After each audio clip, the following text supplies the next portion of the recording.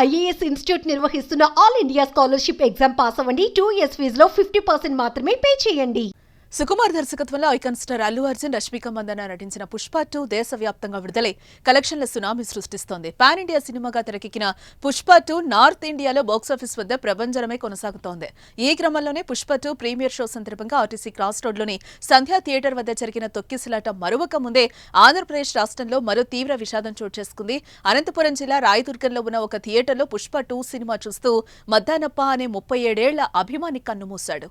థియేటర్లో Pushpa 2 cinema show ముగిసిన తర్వాత కూడా అతను సీట్లోనే కూర్చొని ఉండడంతో ప్రేక్షకులకు అనుమానం వచ్చింది. వెంటనే థియేటర్ యాజమాన్యానికి ఈ విషయాన్ని తెలిపారు. ఆ తర్వాత అతడు మరణించినట్లుగా గుర్తించి కుటుంబ సభ్యులకు, పోలీసులకు సమాచారం ఇచ్చారు. ఇక సమాచారం అందుకున్న పోలీసులు కూడా కేసు విచారణ చేసి దర్యాప్తు చేస్తున్నారు. అనుమానాస్పద మృతి కింద కేసు నమోదు చేసుకుని విచారణ ప్రారంభించినట్లుగా తెలుస్తోంది.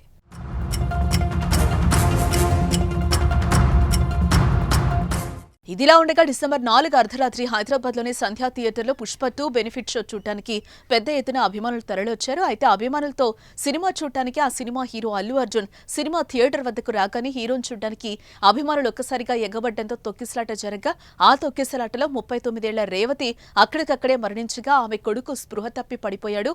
ఇక సిపిఆర్ చేసిన ఫలితం లేకపోవడంతో వెంటనే సమీపంలోన్న హాస్పిటల్కి తరలించి మెరుగైన వైద్య చికిత్స అందించారు. ప్రస్తుతం బాలుడి ఆరోగ్య పరిస్థితి కొంచెం నిలకడగా ఉన్నట్లుగా వైద్యులు అంటున్నారు.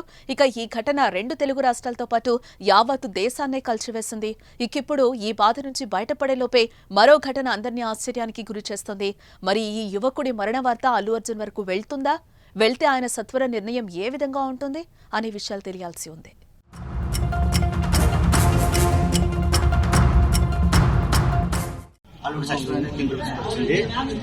వాళ్ళు అయినా కానీ సినిమా థియేటర్ లో నడిపిస్తున్నారు. వీళ్ళు కూడా బాగా చెప్తున్నారు పోలీసులు కూడా. మేమైతే లేదు, మాకు న్యాయం చేసేంత వరకు నేను మాత్రము బాగా ఎత్తినాను.